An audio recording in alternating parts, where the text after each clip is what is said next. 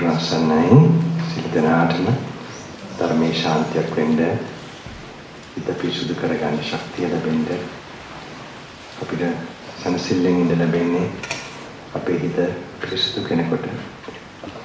ඔක පොඩි ආර්ට් එකක් in English, right? Today is in English, I got to know. So, well, be happy. There's a particular type of happiness that you can get by purifying the mind. It's very important. So there is a certain art for that. It's not possible to. Everybody likes to be happy, but to make the mind to be happy by making the mind purified, it's entirely a different process. It's not easy. What is purity? What is impurity? Also, sometimes what we don't know exactly. So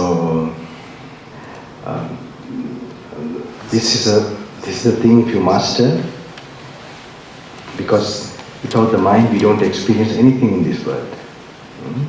We call it conscious and unconscious. We can be conscious and we can be unconscious.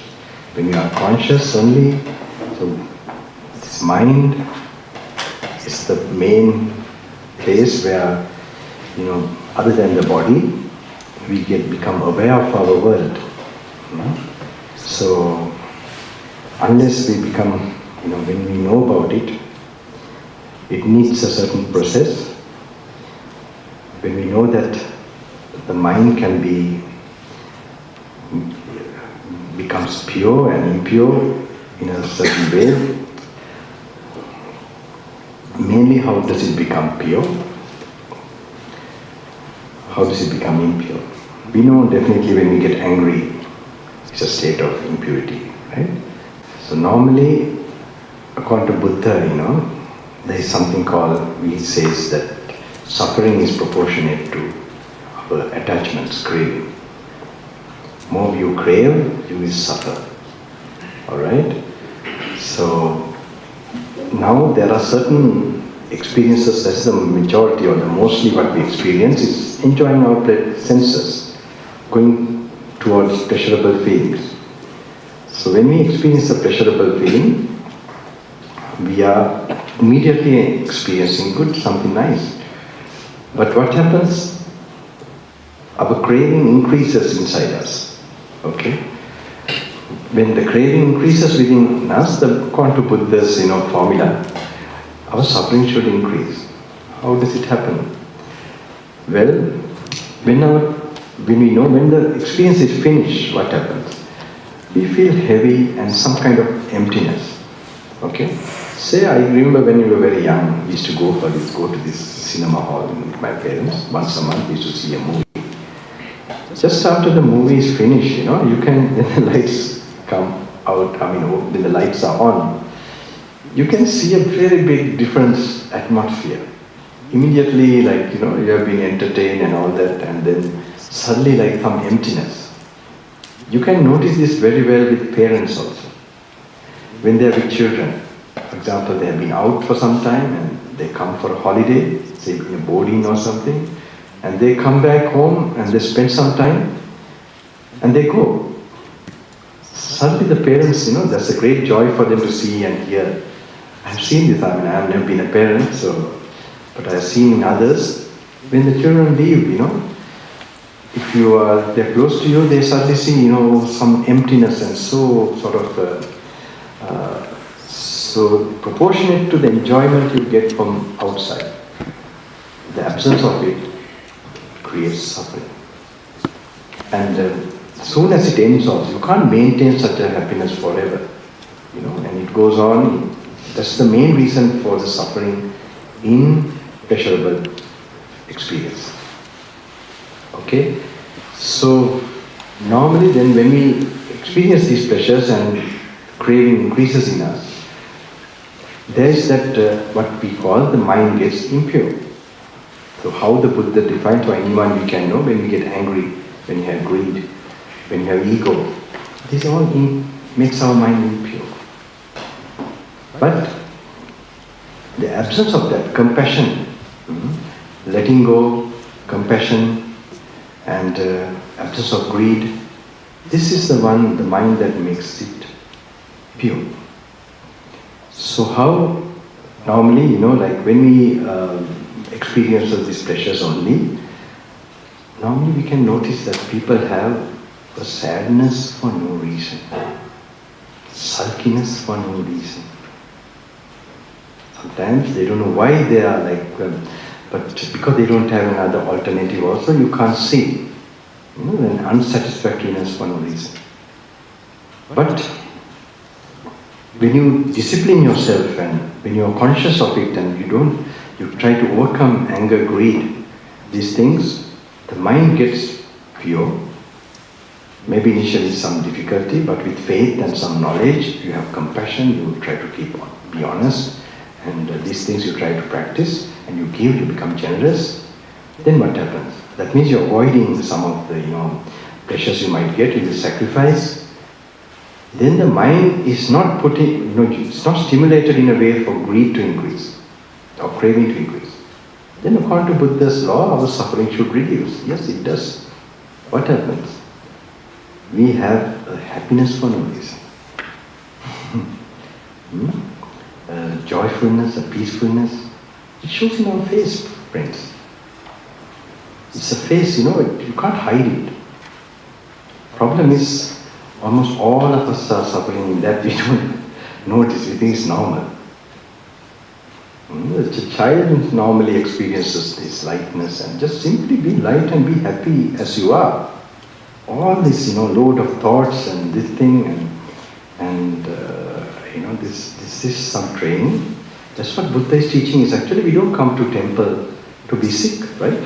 Not physically sick, I mean, mentally sick. We associate temples and all these things.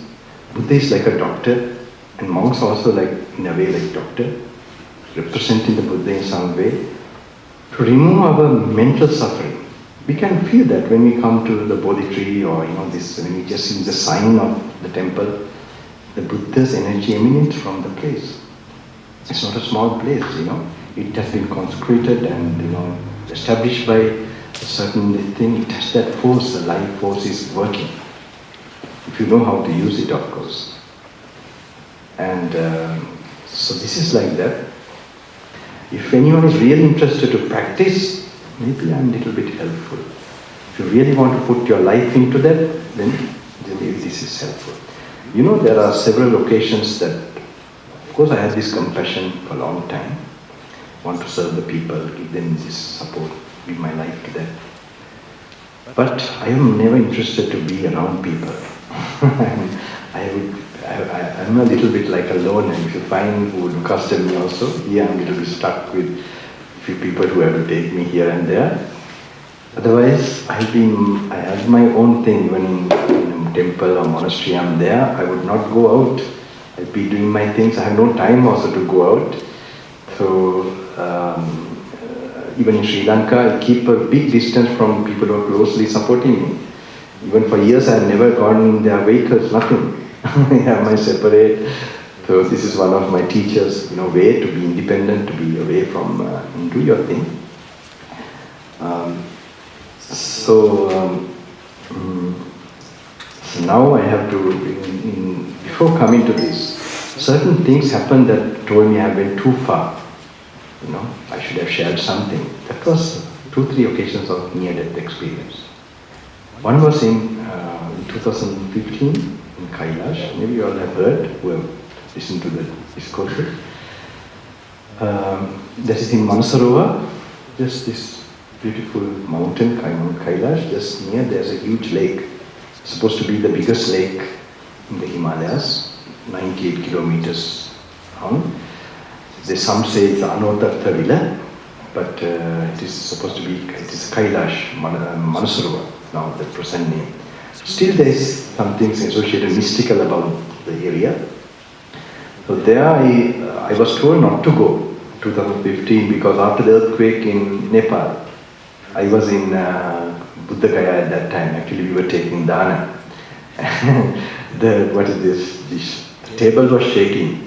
So this is in Buddha Gaya, but it's in exactly the lake where the Kathmandu and down is Bihar and Buddha Gaya.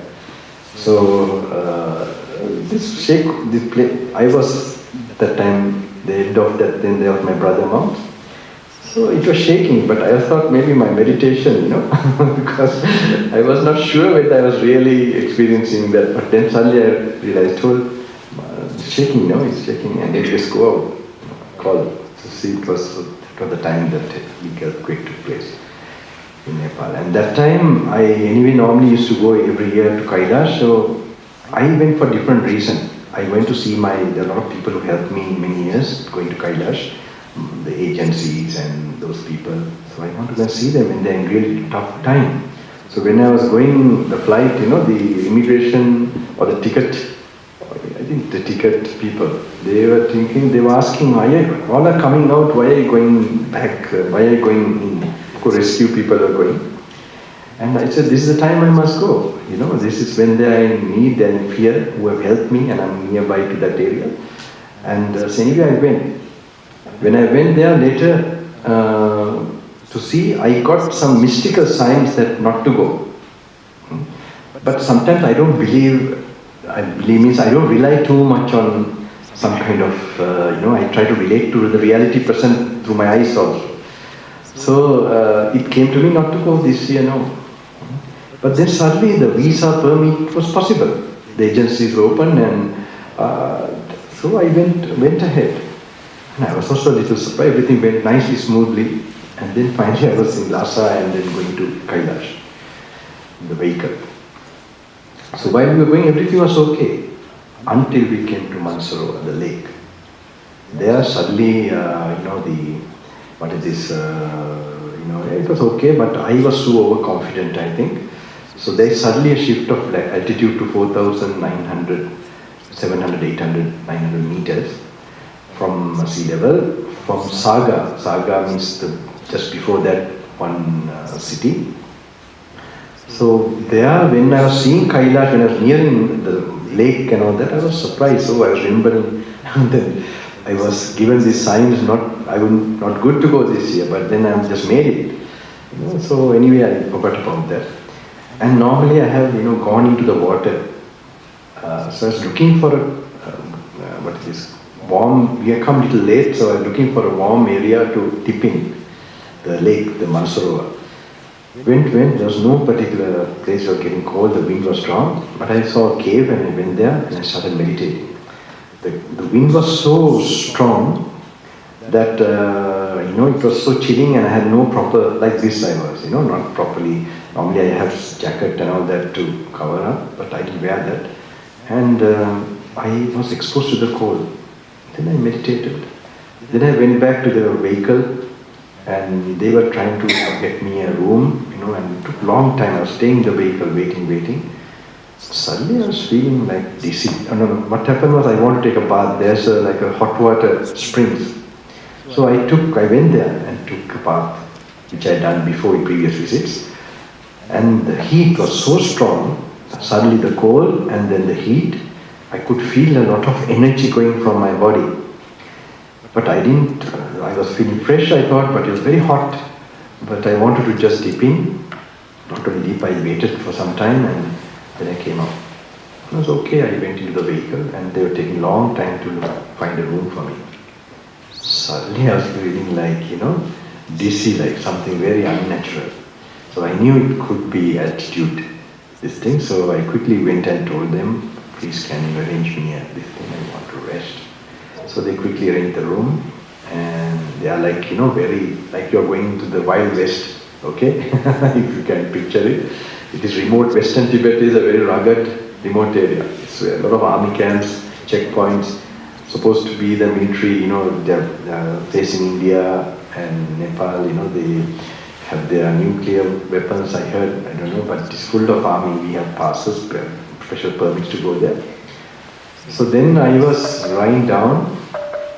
I was not getting well, I was slowly getting weak and slowly like breathless, like this, and then just imagine how far, like you run and breathe, how long to go like that, okay?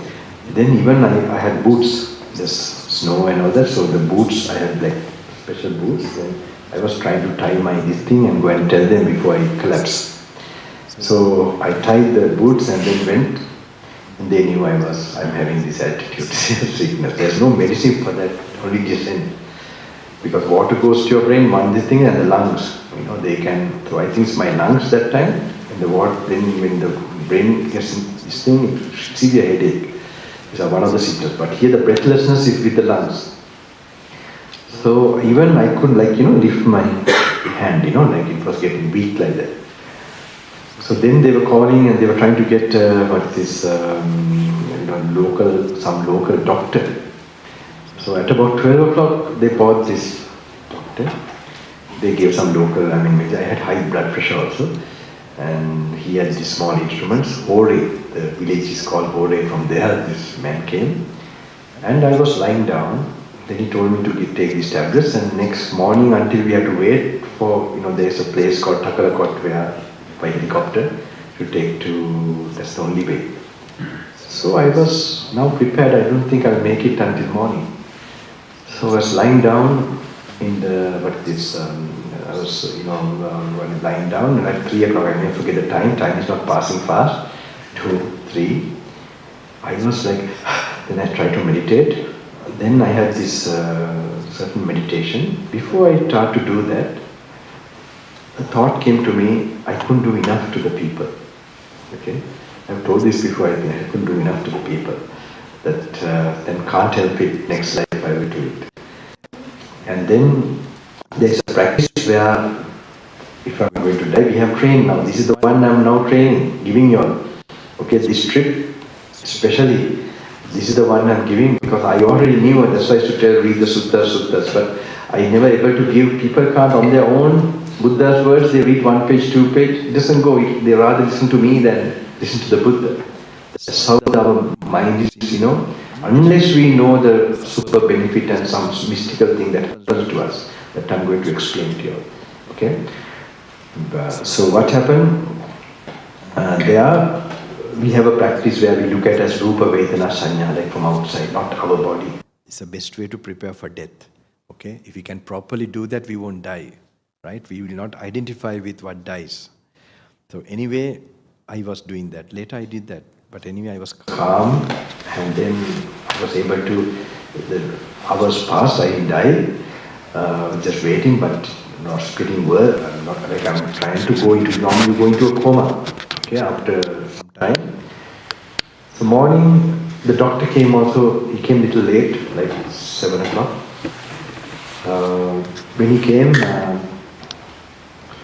I was going to remind tomorrow Pindapata maybe 6:30, because all night we are going to have. Don't worry, I'm not having altitude sickness here. To evacuate quickly. I want to remind maybe after the 6:30 the light will be coming. So then what happened, the doctor came late, and he checked and he said we'll have to go down quickly. But that time, in the Gnanaloka, that particular base near the bordering Nepal, all the flight or helicopter, they are all gone. We have to wait until next day. So there's no way, so we started with the vehicle to descend. At least it's getting less. So I was going even in the other, time to time, night time, I get like, I'm going to bed. Like a stroke, you feel like I don't know. So it went on like that. But the reason I want to tell was that was one occasion. And then in 2017, I came, and then I felt a little better. But still when I saw the people, when I met the people, I couldn't teach them what I really want to give, some of the deep things. The reason was, I found they were, like I was telling things that were obstructing their way to Nibbana. Okay, way to liberation. It's no point, I'm not a person, we like to talk about fancy things about liberation. I can only tell you how to trot on the path, how I did it also. How to remove all the blockages and obstructions. So anyway, I was, then that trip was like that. Then again, I thought I might come 2017, 18, 19, 20. 18, I went to USA, that's the last, in January, like that. And then I was going again to Himalayas and Tijangar, like that, continuing. So each year I was continuing, and the calling did not come. But last year a certain thing happened. Would you like to listen to that? Okay, what made me, and then I will come to, okay? Or do you want to, it's like a storytelling, right? There is only nothing but experiencing something. I will tell you some interesting things also, okay? It's not, then what happened? Last year, also I went through some difficulties. Every year I was going to Kailash, okay? And last year I had an operation done in Rishikesh for stones. And in Rishikesh, I don't know if you've been to India, you can die going to a hospital, okay? Because it's such a, chaotic, so much crowd, so much population. They can't do the service. Like I was in a, ward which was like full of these people, and then luckily, I don't know, for some, but there's some order in that chaos, very interesting. Some things move on. And there, this particular doctor, they were all cooperative, they treated me very well and quickly fast forward everything for me. And that was some miraculous thing. Anyway, I went through that, and then in Delhi, I was bitten by a dog. Okay, I have a mark here now.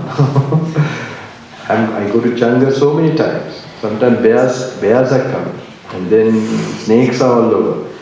But nothing happened. If something happened, they are finished, because there's no way of bringing to emergency. Even last time in Kabilita, in the Yala National Park, I was also a little bit, I was put the torch like this. They're called Levmapila, Levmapila. It's a blood, I don't know what you call, viper or what? Viper. They're everywhere, putting the torch, one here, one there, I could count. And then I was thinking, I'm in this midst, but of course, long time we have learned not to be frightened. Otherwise, how can you stay there? And fear kills you actually. They feel the vibrations, the animals, and they react. They have an order and they have rules. Not like human beings, more rules, they don't attack just like that. Even if you trample them, they will wait, unless they are really so, like hunters. Suddenly you see their distorted face and all that. The bears have just jumped from nowhere. And they were wondering, because they feel the vibration. Those beings, they perceive, even animals, any type of animal. So, then what happened in this dog bite, and not easy for me, not here, it is a few people now here, something happened maybe. There I keep my attendance far away. So anyway, I was able to get the treatment for that. Then after that soon I arranged for Kailash. So it was only not even 2 months. But when I came to Lhasa, the Tibet capital, and just suddenly a high altitude, I was feeling an unusual weakness. Very, but this time I had some Chinese devotees who were very, they were giving me full support from the airport. They picked me up and they were looking after me, they were constantly with me. There is all China. China is a very, you feel like you're in a prison. It's not an easy place. Everything is looked, monitored, and especially in groves due to Dalai Lama, they have quite a bit of you can't teach, preach or talk spiritual things with anyone. So anyway, these Chinese devotees, they were there for me that time. I had full, and they saw I was getting weak. At night time they took me doctor also, and they were monitoring my everything. But I was now postponing going by vehicle. It's a very strenuous 3-day journey, slowly acclimatizing to high altitude. So what happened? I was wondering what's this weakness. I thought maybe I'm old now, and that's maybe because I couldn't see any reason, but I didn't find the reason. During the operation, blood has gone. So when the blood has gone, this kind of exertion is not good for at least 1 year or 6 months. So, but I had the doctor also didn't think I'll be going like this.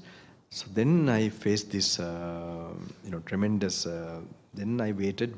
Now our time, we have a schedule. Like there is limited time we are given the permit. So then some perception came to me that if I don't tire my body, there's a way of going to Kailash without tiring the body, to go. So entirely a different route was taken to another nearby town which had an airport. But the problem is it's like sudden altitude, 4,000 meters suddenly up, high altitude. So suddenly going without going gradually, it has its danger. Anyway, there's no other option. Only thing is just a few hours of flight to that place. No exertion of going 3 days in rugged mountain. Then finally we decided to go like that, and these others came who were guide and the driver with the oxygen cylinders. So this is the first time I used oxygen and going to Kailash. Anyway, I didn't go back. I went there and came back. After that, things were getting better slowly. After that trip, I want to tell you this because with great difficulties, good things wait for you. I have experienced this so many times in my life, where challenging things come very strongly. More challenging means that very good things are waiting for you. Like gems are waiting for you. So every occasion I have seen. So what is the gem? It's actually what I'm doing now. But for that, August 1st, certain special things happen. In India, I was told by, what was this, one of my assistant who helps me there, because when I have to go without touching money and all that, he was the oldest assistant I had. He now is not close to me, but anyway, he told me there is this place, a special person. Now he's doing a lot of he called me Swamiji, why don't you go? I said, I am not interested, but when I got to know the mountain, there's a mountain, and I felt there's something special there. So I went there, not to meet this person, because lakhs and lakhs of people, now he's actually also in India creating that revival, because all the people are losing faith in monks and sadhus, and this thing they feel is like they're losing faith. So he's actually creating it's called like a chamatkar. Chamatkar means some kind of meditation power he's demonstrating. So what he does is he's well known. He's like lakhs of people. He will call them by name or this thing. Like first he will call them and he make them sit down and he will write. When he write, then he asks, "What's your problem?" They say, my problem is this and this. And he has written the problem, and then he has given some solution also. So this he became very popular. How does he get? And sometimes he has told, he tell a telephone number and tell them to ring that number. And the person is called out of the things. So he became he's very popular. But he has been living a pure, and some power he has got. So it's very good. So he was there, but he can't, so much crowd. So I was interested in the mountain where he was supposed to have, where his area. I went to the mountain. It was very nice, and there are a lot of people from all over India, people, cripples and blind people, deaf people, blind, deaf, like Jesus' time, very interesting. So anyway, I was there in the mountain there, and then I went the second trip also. When I went the second time, very interestingly, he was in the same flight. He was going after a tour somewhere. He was in the same. Then we went. He went. Then in the airport, there are some crowd there in the night time. These people, I was there, but I must tell you, something. I was like disguised, okay, like so that they would not properly notice me. I can't explain you how and why, but he could not note. Now like this, I'm looking very prominent, all right. So anyway, suddenly he called me. And he told his assistant. He first asked me when he saw me from the car. He was about to go. He called me, and I was in a corner. Are you going to that place? He said. Okay. He asked me. I said yes, I'm going there. And he told his assistant to bring me there. So then I had already the vehicle for me, but we followed. And then he went to his mom's house, because after his tours, he's to go to his mom, and he's tired after. The first thing he goes to visit his mom. It's a very remote village. It's like no real facilities. So after that, there's also crowd, they got to know he's there, and there's army and all that. Very interesting scenario. And then I was there, then he called me inside, and he called another person also. The message from like the balcony came to Sri Lanka, let him come. When I went inside, cut short, I will tell you, very interesting. He did the same thing for me, he told, I want to talk to you a minute. His English is not very good, just like me now. After a long time, I'm practicing my English. Okay, so then he sent the other people, and then to see, he gave me some things. Later on, I visited him several times. Okay, when I visited him several times, one day he came in the night. Not enough, not enough. I was wondering, what is not enough? And then he told me later, my practice is not enough. So I was wondering, what, my practice? Then he explained to me, we are expecting you that you can do more. You can do more, that we are expecting you will do more. You can get more power, more practice. And that's why we want we said like that. And he explained. So he didn't tell what I should do more. So I went to Sri Lanka, I was in India also, and practiced more. But I came back again one day. I saw him from far, and he asked, when did you come? And then he asked me, I immediately asked him, how is my practice? I want to know now, after doing. He did like this. He looked and thought, and then he did like this. And then he said, what he means like this.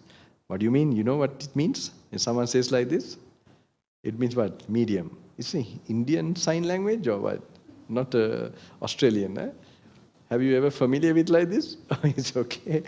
Like this, right?